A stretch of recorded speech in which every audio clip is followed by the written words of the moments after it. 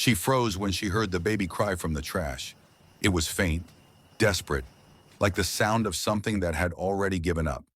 Maya dropped her cleaning gloves and ran toward the bins behind the mansion, and there, wrapped in a torn silk sheet, was a newborn baby girl. Her heart stopped.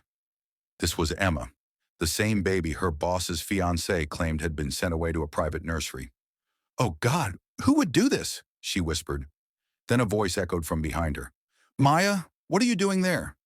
It was Vanessa Richardson standing in the doorway, her eyes calm. Too calm. Maya clutched the child close, trembling, and at that moment she realized something inside this perfect house was terribly wrong, and that's where her story truly began. Before we dive deeper, please, if you're listening to this right now, I want to prove my mom wrong. She said I can't even reach 1,000 subscribers. Help me show her that stories like this matter. Subscribe to King's Folklore, and let's keep breathing life into tales that refuse to die. Now let's continue. The morning air was calm, the kind that wrapped the Richardson mansion in quiet perfection. The gardener trimmed roses, the chef prepared breakfast, and Maya Thompson, the housekeeper, moved quietly from room to room, polishing silver that already shone. 15 years of loyal service had made her invisible, and that was fine with her. She worked, she prayed, and she went home. Nothing more. But that day, something felt wrong. As she stepped out back to empty the kitchen trash, a soft, broken sound reached her ears. At first, she thought it was a cat. Then came another cry. Faint, trembling, human. Her heart thudded. She followed the sound behind the row of bins near the garden wall. And there, wrapped in silk sheets and trembling, lay a baby girl. Maya gasped. "Oh, my Lord!" The child's skin was pale and cold, a gold bracelet slipping from her tiny wrist. It read, E.R. Emma Richardson, her employer's baby. Maya's eyes filled with tears. She had only seen Emma once, weeks ago, when Vanessa, the billionaire's fiancée, had returned from the hospital. Everyone was told the child had been sent to a private nursery for special care, but here she was, abandoned like garbage. Maya lifted the baby into her arms, pressing her close for warmth. "It's okay, sweetheart. You're safe now. I've got you." The baby's cries softened, her small hand clutching Maya's apron as if recognizing something pure, something kind. Then, a voice cut through the morning stillness. "Maya, what are you doing out here?" Maya turned. Standing by the glass doors was Vanessa Richardson, radiant in a white silk robe, her hair perfectly styled, her tone laced with honey and frost. Maya swallowed. "Ma'am, I found her. Emma, she was..." Vanessa's lips parted slightly, eyes widening in a performance too perfect. "My baby. Here." She gasped dramatically, rushing forward, hand over her heart. "Oh my God! Maya, what have you done?" "What?" Maya blinked, stunned. "No, ma'am, she was here already. Someone left her." But Vanessa's voice rose higher, tremulous yet accusing. "How could you leave her outside like this? Richard will never forgive you if anything happens to his daughter." Maya froze. The words hit her like cold rain. The chef, the gardener, even the chauffeur, had begun to gather, drawn by the noise. Their eyes darted between the two women, one rich and flawless, the other just the maid holding a crying baby. And just like that, suspicion was born. That afternoon, Richard Richardson, tall, composed, yet visibly shaken, called Maya into his study. The scent of polished oak and cigar smoke filled the air. "Maya," he said quietly, "Vanessa told me what happened this morning. She said she found Emma in your arms outside near the trash." Maya's voice trembled. "Sir, please believe me. I would never. Someone left her there. I only tried to help." Richard sighed, rubbing his forehead. His face softened. "I know you, Maya. You've been with us longer than most of my staff combined. But Vanessa is terrified. She said you may be overwhelmed." That word, overwhelmed, sliced deep. It wasn't the first time she'd heard it from the rich when they couldn't say crazy. "I understand," Maya whispered. "But please, sir, Emma's not safe. Whoever did this might try again." Richard looked conflicted. He wanted to trust her. But behind him, standing silently in the doorway, was Vanessa, watching, smiling faintly. Days passed and Maya's world shifted. She was no longer the invisible housekeeper. Every move she made was being watched. The other maids whispered. The driver refused to meet her eyes. Yet Emma, little Emma, would reach for her every time Maya entered the room. The bond grew stronger. Each morning, when Maya whispered prayers under her breath, Emma's small fingers would curl around hers, a quiet promise of trust. But Vanessa noticed. One afternoon, Maya entered the nursery to find Vanessa seated by the crib, brushing Emma's hair a bit too roughly. The baby whimpered. "She doesn't like that," Maya said gently. Vanessa turned slowly, eyes sharp. "And since when do you give me advice on how to handle my child?" "I didn't mean it like that, ma'am." "Good," Vanessa interrupted, standing. "Because you're just the help, Maya. Remember your place." She left, perfume lingering like poison in the air. That night, Maya cried quietly in her small staff quarters. She thought about her own daughter, gone years ago, and wondered if Emma had been sent to her as a second chance from heaven. But she also knew what she saw that morning wasn't an accident. Someone had wanted that baby gone, and until she found out who, she wouldn't rest. The next day, she began secretly documenting everything. Times, incidents, words, even the bruises she noticed on Emma's arms. Faint, circular, too small to be from a fall. She wrote it all in a small brown notebook she kept hidden behind the cleaning supplies. Maya didn't know it yet, but that notebook would one day save both their lives. Morning sunlight streamed through the wide glass windows of the Richardson mansion, painting gold streaks across polished floors. But beneath that beauty, tension hung thick like perfume. Vanessa Richardson was every photographer's dream. Flawless skin, graceful walk, a smile that could melt a camera lens. But beneath that smile lived something darker, a sharpness, hidden just behind her perfect teeth. And Maya could feel it now more than ever. After the incident behind the mansion, things began to change. Vanessa stopped speaking directly to her. Instructions came through the butler, tasks doubled. The smallest mistake, a forgotten napkin, a misplaced flower, became an accusation. Yet every time Richard entered the room, Vanessa transformed. She'd kiss his cheek, adjust his tie, laugh softly. "You work too hard, my love. Let me take care of things here." Richard, exhausted from running his business empire, believed her. Why wouldn't he? To the world, Vanessa was grace itself, the perfect fiancée who had overcome postpartum struggles and wanted nothing more than to be a loving mother.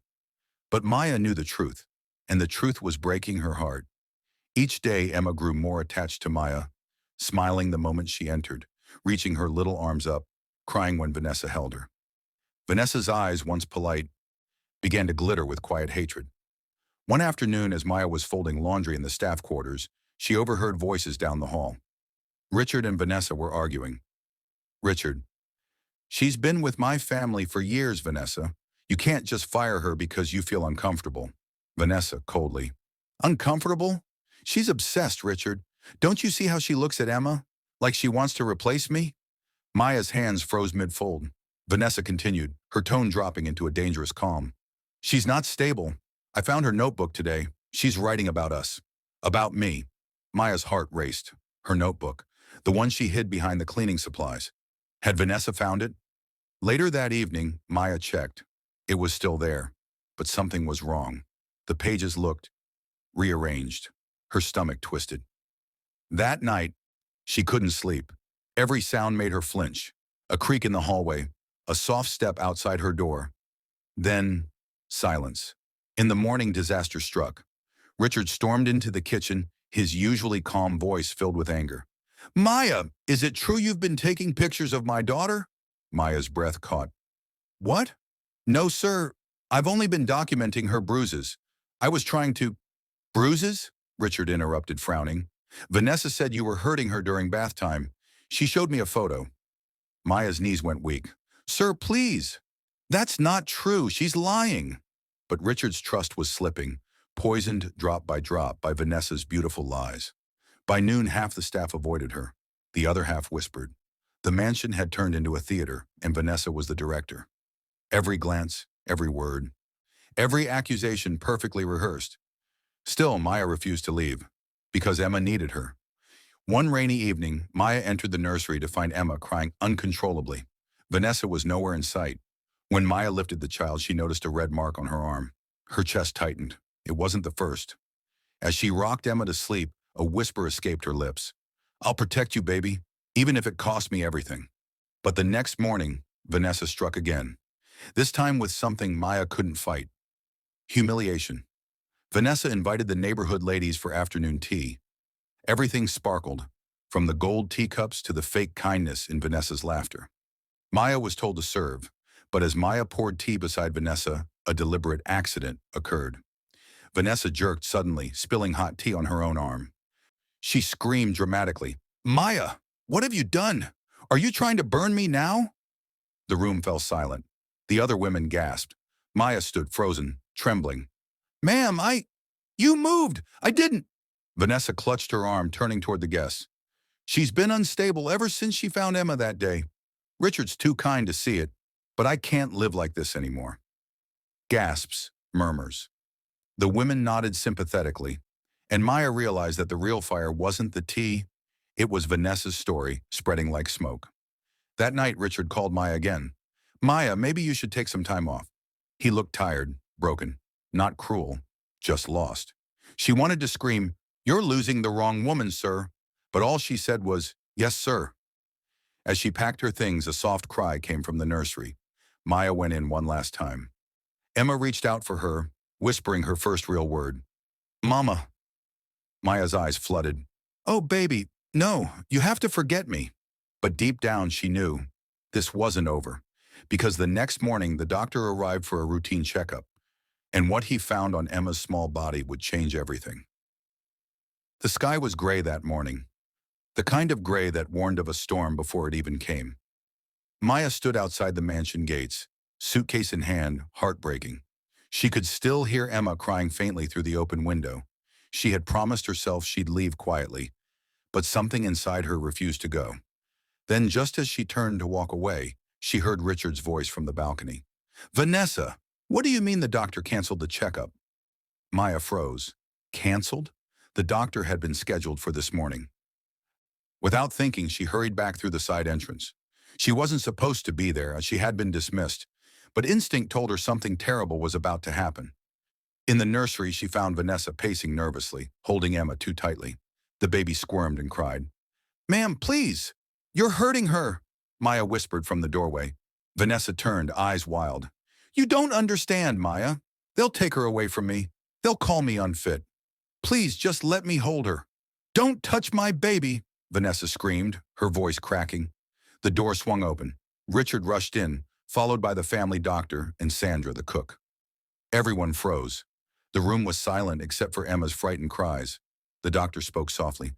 "Mr. Richardson, if I may, I need to examine the child immediately." Vanessa hesitated. Her hands trembled, but Richard's eyes, sharp now, suspicious, left her no choice. She passed Emma over, her breath quick and shallow. As the doctor examined the baby, Maya stood back, hands clenched together in prayer. Then came the whisper that broke the silence. "These aren't new injuries." Richard frowned. "What do you mean?" The doctor held up Emma's arm. "These bruises, they're patterned, pinch marks, and they're healing at different stages. Someone has been hurting this child for weeks." The room spun. Vanessa took a step back, shaking her head. "That's not true. It's Maya. She's obsessed. She's been writing lies." But the doctor wasn't done. He held up a small earring he had found inside the baby's blanket. "This was caught in her wrap. It matches the one you're wearing, Ms. Richardson." Vanessa's breath hitched. One of her earrings was missing, and in that tiny moment, that heartbeat of truth, Richard saw it all. The lies, the manipulation, the fear in Maya's eyes, the bruises on his daughter's skin. "Vanessa," he whispered, "what did you do?" Vanessa backed away slowly, words tumbling out in panic. "I didn't mean to. She wouldn't stop crying. Richard, I just needed sleep." Her voice cracked into a sob. "You weren't here. You never are." Richard stood frozen, torn between shock and disgust. Then the truth landed like thunder. "You left her. In the trash." Vanessa's silence said everything. Sandra, the cook, covered her mouth in horror. The doctor shook his head sadly, and Maya, trembling, tearful, stepped forward and gently took Emma back into her arms. The baby quieted instantly, rested her tiny head on Maya's shoulder. The whole room fell silent. Richard whispered, "She's calm with you." And for the first time he realized, this child recognized her true protector. Moments later, the police arrived. Vanessa didn't resist. She simply whispered, "She stole my place." As the officers led her away, Maya stood by the crib, humming softly to Emma, the same lullaby she used to sing to her own daughter years ago. Days passed. The mansion was quieter now, the air lighter. Richard spent every moment beside his child, grateful yet guilt-ridden. He often found Maya in the nursery, reading softly or rocking Emma to sleep. One evening, as sunset painted gold across the walls, Richard approached her. "Maya," he said quietly, "the court has approved it. You'll stay, not as staff, as Emma's caregiver." Tears welled in her eyes. "Sir, I don't know what to say." "Say yes," he smiled. "You've been her mother all along." Maya nodded slowly, holding Emma close. The child giggled, tiny fingers brushing against her face.